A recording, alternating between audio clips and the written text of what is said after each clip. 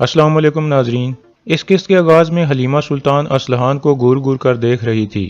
اسلحان برا مان جاتی ہے اور حلیمہ سلطان کا بازو پکڑ کر کہتی ہے، بہت ہو گیا حلیمہ خاتون، تم لگاتار مجھے اس طرح کیوں دیکھ رہی ہو؟ حلیمہ اس کا ہاتھ جھٹک دیتی ہے۔ اسلحان کہتی ہے، اگر میں نے کچھ غلط کیا ہے تو مجھے بتا دو، پھر میں تم سے معافی مانگ لوں گی۔ حلیمہ کہتی ہے، معافی کے قابل ہونے کے لیے ایک عورت کا نیک ہونا ضروری ہے، اسے حیا ہونی چاہیے، تم اپنے کام سے کام رکھو۔ اسلحان غصے سے ایک بار پھر اس کا بازو پکڑ لیتی ہے اور کہتی ہے، کیا تم نے مجھے دھوکے باز عورت کہا ہے؟ حلیمہ کہتی ہے، مجھ سے اور میرے شوہر سے دور رہو، میں بس یہی چاہتی ہوں۔ میں تمہارے بابا کی نیت جانتی ہوں اور میں یہ بھی جانتی ہوں کہ تم جیسی عورت سے کیا امید کی جا سکتی ہے۔ اسلحان کہتی ہے، کیا مطلب ہے تمہارا؟ میں کس طرح کی عورت ہوں؟ حلیمہ کہتی ہے، تم ایک ذلیل عورت ہو، تم نے ہمارے گھر میں گھس کر جو کیا وہ میں سب جانتی ہوں۔ یہ سن کر اسلحان سخت غصے میں آ جاتی ہے اور حلیمہ پر ہاتھ اٹھانے کی کوشش کرتی ہے، لیکن حلیمہ اس کا ہاتھ روک کر خنجر اس کی گردن پر رکھ دیتی ہے اور کہتی ہے، اگر دوبارہ تم نے ایسے مجھ پر ہاتھ اٹھانے کی کوشش کی تو میں تمہارا گلا کاٹ دوں گی، اپنی حد میں رہو۔ پھر بانو جی آہستہ سے کہتی ہے، حلیمہ سلطان کافی ہو گیا۔ پھر حلیمہ خنجر ہٹا لیتی ہے۔ اسلحان ایک طرف جا کر کہتی ہے، میں تمہارے لیے زندگی ناقابل برداشت بنا دوں گی۔ یہ کہہ کر وہ وہاں سے چلی جاتی ہے اور سیدھی اپنی دکان میں پہنچ کر چیزیں اٹھا کر پھینکنے لگتی ہے۔ اتنے میں چولپن وہاں پہنچتی ہے اور کہتی ہے، اپنے آپ کو سنبھالو اسلحان۔ اسلحان کہتی ہے، اس نے سب کے سامنے میری بےعزتی کی ہے۔ چولپن کہتی ہے، حلیمہ نے اپنی شیطانی فطرت ظاہر کی ہے۔ اسلحان کہتی ہے، میں اسے تباہ کر دوں گی، اسے اس کام کی ایک بڑی قیمت چکانی پڑے گی۔ دوسری طرف آس پاس کے ترک قبیلوں کے سردار ہنلی بازار کے مہمان خانے میں پہنچ چکے تھے۔ اتنے میں ارطغرل وہاں آتا ہے۔ سب کھڑے ہو جاتے ہیں۔ ارطغرل انہیں خوش آمدید کہتا ہے اور پھر انہیں بیٹھنے کو کہتا ہے۔ پھر ارطغرل سب سے مخاطب ہو کر کہتا ہے، نہ ہی زمین نے اور نہ ہی آسمان نے، بلکہ یہ ہمارے پاک پروردگار نے ممکن بنایا ہے۔ اس ملاقات میں ہم آپس کے اتحاد کو مضبوط کرنے پر بات کریں گے۔ اوغز خان کے بہادر سردار آج انصاف قائم کرنے کے لیے اکٹھے ہوئے ہیں۔ ایک سردار کہتا ہے، اللہ ہمارے اتحاد کو قائم رکھے۔ پھر دوسرا سردار کہتا ہے، ان زمینوں پر آپ پہلی فتح لائے ہیں ارطغرل صاحب، اللہ ہمیں اس طرح اور زیادہ فتوحات عطا فرمائے۔ پھر ارطغرل کہتا ہے، اب وقت آ گیا ہے کہ ہم ان زمینوں پر پاک جنگیں لڑیں۔ اگر ہم نے ایسا نہ کیا تو کفر پھیل جائے گا اور فتنہ بڑھ جائے گا۔ اب ہم سب کے اکٹھے ہونے کا وقت ہے۔ اتنے میں سعد الدین اپنے سپاہیوں کو لے کر اندر پہنچ جاتا ہے۔ سب لوگ کھڑے ہو جاتے ہیں۔ سعد الدین کہتا ہے، ہم جانتے ہیں کہ ارطغرل کی نیت کیا ہے۔ فتح کی وجہ سے کسی کو اندھا نہیں ہو جانا چاہیے، نہ ہی اسے یہ کوشش کرنی چاہیے کہ وہ ریاست کے اندر ریاست بنا لے، وہ ہم سے بچ نہیں پائے گا۔ ارطغرل کہتا ہے، امیر سعد الدین، آپ اس طرح کی بکواس کر کے ہماری ملاقات میں رکاوٹ نہیں ڈال سکتے۔ سعد الدین کہتا ہے، یہ کہنے والے تم کون ہوتے ہو ارطغرل؟ تم جانتے ہو میں یہاں کیوں آیا تھا؟ میں سلطان کا یہ فرمان لے کر تمہارے پاس آیا تھا، ہنلی بازار کو فتح کرنے کی وجہ سے۔ میں اپنے گھوڑے کو دوڑا کر آیا تھا تاکہ تمہیں جلد سے جلد اچھی خبر دے سکوں، اور دیکھو مجھے کیا ملا۔ ارطغرل دوسرے قبیلوں کے سرداروں کو ساتھ ملا کر حکمرانی کے پیچھے پڑا ہے۔ تم نے اپنی حد عبور کی ہے ارطغرل، ایسا کرنے کی تمہاری جرت کیسے ہوئی؟ ارطغرل آگے سے کوئی جواب نہیں دیتا۔ پھر سعد الدین کہتا ہے، یہ فرمان صرف حقدار کو دیا جانا چاہیے، اور جو ریاست کے اندر ریاست بنانے کی کوشش کر رہا ہے وہ صرف سزا کا حقدار ہے۔ پھر سعد الدین دوسرے سرداروں سے مخاطب ہو کر کہتا ہے، تم لوگوں نے اس ملاقات میں شرکت کیوں کی جب جاندار صاحب اس میں شامل نہیں ہوئے؟ تم لوگوں نے ریاست کے ساتھ غداری کی ہے، شرم ہے تمہارے اوپر۔ پھر ارطغرل بول پڑتا ہے اور سعد الدین کے پاس جا کر کہتا ہے، میں سلیمان شاہ کا بیٹا ارطغرل ہوں۔ جیسے ہمارے مذہب نے حکم دیا ہے کہ میں کبھی اپنے حکمران کی طرف پیٹھ نہیں کروں گا اور نہ ہی اپنا حق لینے میں کوئی شرم محسوس کروں گا۔ ہم نے اپنے دل پاک سفر پر لگا دیے ہیں جیسے اللہ کا حکم ہے، اور اس مقصد کے لیے ہم نے اپنا خون اور اپنے لوگوں کو قربان کیا ہے۔ تم مجھے اس مقصد میں ناکام کرنے کی کوشش مت کرو جیسے ماضی میں تم نے کوشش کی تھی۔ اس دفعہ تم جن لوگوں کے سہارا لے رہے ہو وہ تمہیں میرے غصے سے بچا نہیں پائیں گے۔ سعد الدین کہتا ہے، میں واپس آؤں گا ارطغرل، اور میرے ساتھ تمہارا ڈراؤنا خواب ہوگا۔ یہ کہہ کر سعد الدین وہاں سے چلا جاتا ہے۔ اس کے جانے کے بعد دوسرے قبیلوں کے سردار بھی وہاں سے چلے جاتے ہیں۔ دوسری طرف سونے کی کان پر حملہ ہو جاتا ہے۔ کچھ سپاہی تیروں کا نشانہ بن جاتے ہیں۔ پھر اورال کا ڈاکو کارا کونکلس اپنے آدمیوں کو لے کر سامنے آ جاتا ہے اور لڑائی شروع ہو جاتی ہے۔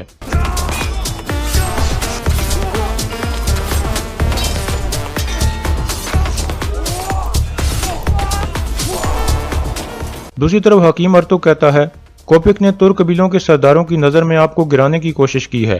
مجھے لگتا ہے کہ اس نے اورال کے ساتھ اتحاد کر لیا ہے۔ ارطغرل غصے سے کہتا ہے، ہم اس کا حساب برابر کریں گے ارتک بھائی، میں کوپک کو مار ڈالوں گا، چاہے اس کے لیے میری جان چلی جائے۔ اتنے میں ایک تاجر زبردستی اندر آ جاتا ہے اور ارطغرل کو کہتا ہے، میرا قافلہ قسطنطنیہ سے آ رہا تھا، ڈاکوؤں نے حملہ کر دیا ہے، آپ نے وعدہ کیا تھا کہ آپ ان کو روکو گے، اپنا وعدہ پورا کرو، میں بہت پریشان ہوں۔ ارطغرل کہتا ہے، ڈاکوؤں کو سزا ملے گی اور تمہاری چوری ہونے والی چیزوں کا نقصان میں ادا کروں گا۔ یہ سن کر وہ تاجر باہر نکل جاتا ہے۔ اس کے جانے کے بعد ارطغرل کہتا ہے، ترگت، ان ڈاکوؤں کو تلاش کرو اور انہیں یہاں لاؤ، ان کا لیڈر مجھے زندہ چاہیے۔ پھر ارطغرل بلند آواز میں کہتا ہے، نہ ہی وہ کمینہ کوپک، نہ اورال، نہ جاندار، اور نہ ہی کوئی اور مجھے میرے راستے سے ہٹا سکتا ہے۔ دوسری طرف جاندار سن کر بہت خوش ہوتا ہے کہ امیر سعد الدین نے سب ترک سرداروں کے سامنے ارطغرل کی بے عزتی کی ہے۔ پھر جاندار کہتا ہے، ابھی تو شروعات ہے، آگے دیکھو کیا ہوتا ہے، میں تمہیں گرا دوں گا ارطغرل۔ دوسری طرف ارطغرل عبد الرحمن کو کہتا ہے، سپاہیوں سے کہو کہ تیار ہو جائیں، حاجاتورین ہمارا انتظار کر رہا ہے۔ عبد الرحمن باہر نکل جاتا ہے۔ پھر ارطغرل رات کے واقعے کے بارے میں حکیم ارطغرل کو بتاتا ہے جب وہ سلطان کے جاسوس سے ملاقات کرنے گیا تھا۔ اتنے میں حلیمہ وہاں آ جاتی ہے اور کہتی ہے، آپ نے مجھے بلایا تھا۔ ارطغرل اسے ایک طرف لے جاتا ہے اور کہتا ہے، تم نے اسلحان خاتون سے لڑائی کی ہے، کیا یہ سچ ہے حلیمہ سلطان؟ حلیمہ کہتی ہے، وہ اسی چیز کی حقدار تھی۔ ارطغرل غصے سے کہتا ہے، تم کائی قبیلے کے سردار ارطغرل کی بیوی ہو، کیا تم یہ بھول گئی ہو کہ قبیلے کی بلائی سب سے پہلے آتی ہے؟ حلیمہ کہتی ہے، میں جانتی ہوں۔ ارطغرل غصے سے کہتا ہے، تو پھر اسی طریقے سے رہو خاتون۔ حلیمہ پوچھتی ہے، کیا آپ نے قبیلے کے مستقبل کے بارے میں کوئی فیصلہ کیا ہے؟ ارطغرل کہتا ہے، البتہ میں نے جاندار صاحب کی پیشکش رد کر دی ہے۔ یہ سن کر حلیمہ مسکراتی ہے۔ پھر ارطغرل کہتا ہے، تمہیں ایک سردار کی بیوی کی طرح کام کرنا چاہیے، میں چاہے کوئی بھی فیصلہ کروں تم میرے پیچھے کھڑی ہونے کی پابند ہو، ہماری روایات یہی کہتی ہیں۔ یہ کہہ کر ارطغرل وہاں سے چلا جاتا ہے۔ دوسری طرف سونے کی کان پر لڑائی جاری تھی۔ حاجاتورین ایک طرف چھپ کر بیٹھا ہوا تھا جبکہ کارا گونگلس اس کو تلاش کر رہا تھا۔ پھر وہ زور سے کہتا ہے، بوڑھے آدمی، میں تمہارے بہت قریب ہوں، تم مجھ سے چھپ نہیں سکتے، سامنے آ جاؤ۔ یہ سن کر حاجاتورین وہاں سے بھاگنے لگتا ہے تو ڈاکو اسے دیکھ لیتا ہے اور اس کے پیچھے بھاگنے لگتا ہے۔ یہ صورتحال دیکھ کر سامسا کا دھیان اس طرف ہو جاتا ہے۔ اتنے میں ایک آدمی اسے زخمی کر کے گرا دیتا ہے۔ پھر وہ آدمی اسے جان سے مارنے ہی والا تھا کہ پیچھے سے گنکت خنجر پھینک کر اس آدمی کو مار دیتا ہے اور سامسا کو بچا لیتا ہے۔ اتنے میں کارا کونگلس کے سارے آدمی مارے جاتے ہیں۔ گنکت بھاگ کر سامسا کے پاس جاتا ہے۔ اس دوران باتوہان بھی چھپ کر یہ ساری کارروائی دیکھ رہا تھا اور مسکرا رہا تھا۔ دوسری طرف ارطغرل اپنے کچھ سپاہیوں کے ساتھ حاجاتورین کی طرف جا رہا تھا جبکہ اس دوران حاجاتورین بھاگ رہا تھا اور کارا گونگلس اس کے پیچھے لگا ہوا تھا۔ ایک جگہ پہنچ کر حاجاتورین گر جاتا ہے اور وہ ڈاکو اس کے اوپر پہنچ جاتا ہے اور کہتا ہے، تم سونا نکالنے کے ماہر ہو لیکن میں شکار کا ماہر ہوں، آج تم میرا شکار ہو۔ دوسری طرف ارطغرل سونے کی کان والی جگہ پر پہنچتا ہے اور اپنے آدمیوں کو اس حالت میں دیکھ کر پریشان ہو جاتا ہے۔ گنکت کہتا ہے، ڈاکوؤں نے حملہ کیا تھا سردار۔ سامسا کہتا ہے، حاجاتورین استاد کو بچا لیں۔ ارطغرل فوراً کھڑا ہو جاتا ہے اور دوان اور بامسی کو کہتا ہے، حاجاتورین کو تلاش کرو۔ پھر وہ خود بھی ایک طرف چل پڑتا ہے۔ دوسری طرف ڈاکو اپنی تلوار حاجاتورین کی گردن پر رکھ کر کہتا ہے، وہ سونا تمہیں نہیں بچا سکا، اب تمہیں کون بچائے گا؟ اتنے میں پیچھے سے ارطغرل کہتا ہے، سلیمان شاہ کا بیٹا ارطغرل۔ وہ ڈاکو مڑ کر پیچھے دیکھتا ہے تو ارطغرل تیر چلا دیتا ہے جو اس کی گردن کے آر پار ہو جاتا ہے اور وہ ادھر ہی گر کر مر جاتا ہے۔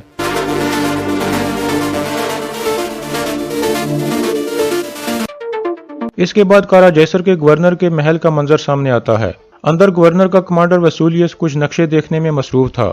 پھر گورنر کہتا ہے، یہ ہماری خوش قسمتی ہے کہ ہندی بازار اب سلیبیوں کے ہاتھ میں نہیں رہا، لیکن کیا ارطغرل ان سے بھی بڑا خطرہ تو نہیں ہے ہمارے لیے؟ وسولیس کہتا ہے، سلیبیوں کو ہرانا ایک بڑا کام تھا لیکن ارطغرل ایک آسان شکار ہے۔ گورنر پوچھتا ہے، کیسے؟ وسولیس کہتا ہے، ترکوں کی سب سے بڑی کمزوری یہ ہے کہ وہ ایک دوسرے سے حسد کرتے ہیں۔ ارطغرل نے ہندی بازار فتح کیا ہے جس سے آس پاس کے ترک قبیلے بے چین ہو گئے ہیں اور ہمارا داماد اورال ان میں سے ایک ہے۔ یہ سن کر گورنر مسکراتا ہے اور کہتا ہے، اس کا نام مت لو، وہ ایک اچھا جنگجو نہیں ہے۔ وسولیس کہتا ہے، اورال ہمارا سب سے بڑا ہتھیار ہے، اس نے سعد الدین کوپک کے ساتھ بھی اتحاد کیا ہوا ہے۔ گورنر پوچھتا ہے، تمہارا منصوبہ کیا ہے؟ وسولیس کہتا ہے، ہم صرف ارطغرل نہیں بلکہ سب ترکوں کو تباہ کر دیں گے، ہم ان سے اپنی زمینیں واپس لے لیں گے۔ سلطان علاؤ الدین ایک طرف منگولوں سے لڑنے میں مصروف ہے اور وہ اس علاقے میں جنگ نہیں چاہے گا، اس لیے اب ہم جنگ چھیڑیں گے۔ گورنر پوچھتا ہے ہم کیسے جنگ چھیڑیں گے؟ وسولیس کہتا ہے ہم ترک قبیلوں کو ایک دوسرے کے خلاف لڑا دیں گے اور پھر وہ ہم سے مدد مانگیں گے، لیکن ہم ان کو زمین میں دفن کر دیں گے۔ گورنر خوش ہو کر اس کا ماتھا چومتا ہے اور کہتا ہے میں تمہاری وفاداری اور ذہانت کو بہت سراہتا ہوں۔ میں بوڑھا آدمی دکھ میں نہیں مرنا چاہتا، تم ان ترکوں کو تباہ کر دو۔ دوسری طرف حکیم ارطغرل کہتا ہے کیا ہمیں سونے کی کان پر کام جاری رکھنا چاہیے؟ ارطغرل کہتا ہے نہیں، کچھ وقت کے لیے ہمیں یہ کام روکنا ہوگا۔ دشمن بے چین ہے، وہ بازار اور سونے کی کان لینے کے لیے کچھ بھی کرے گا۔ حکیم پوچھتا ہے کیا آپ کو اورال پر شک ہے سردار؟ ارطغرل کہتا ہے لازمی اس نے ہمارے آدمی کی جاسوسی کر کے سونے کی کان کا پتہ لگایا ہوگا۔ باہر ڈاکوؤں کے سربراہ کاراگونگلس کی لاش کو بازار میں لٹکا دیا جاتا ہے۔ پھر ترگت سٹیج پر کھڑا ہو کر کہتا ہے آپ سب کو پتہ ہونا چاہیے کہ بازار پر اسلام کی حکمرانی ہے۔ کاراگونگلس کے ساتھ وہی ہوا ہے جس کا یہ اقدار تھا۔ اس نے تاجروں کے قافلوں پر حملے کر کے ان کے مال کو لوٹا تھا۔ یہ سن کر لوگ خوشی کا اظہار کرتے ہیں۔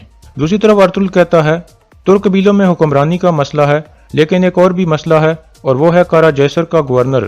اتنے میں دوان اجازت لے کر اندر آتا ہے اور کہتا ہے آپ نے مجھے بلایا تھا سردار؟ ارطغرل کہتا ہے تم کارا جیسر میں رہ کر آئے ہو دوان، اور ان کو اچھی طرح سے جانتے ہو۔ ہنلی بازار کی فتح کے بعد وہ خاموش ہو گئے ہیں، تمہارا کیا خیال ہے؟ دوان کہتا ہے یہ اچھی علامت نہیں ہے سردار، میں گورنر اور اس کے بدمزاج وسولیس کو اچھی طرح سے جانتا ہوں، ان کی خاموشی ایک خطرناک علامت ہے۔ حکیم ارطغرل کہتا ہے اس کا مطلب ہے کہ وہ دانت دکھانے سے پہلے کچھ وقت لے رہے ہیں۔ ارطغرل کہتا ہے ہمیں ان کے سڑے ہوئے دانتوں کو توڑ کر نکالنے کی ضرورت ہے۔ جب تک ہم کارا جیسر کو فتح نہیں کر لیتے ہم ہر ضروری احتیاطی تدابیر لیں گے۔ اور یہاں اس قسط کا اختتام ہو جاتا ہے۔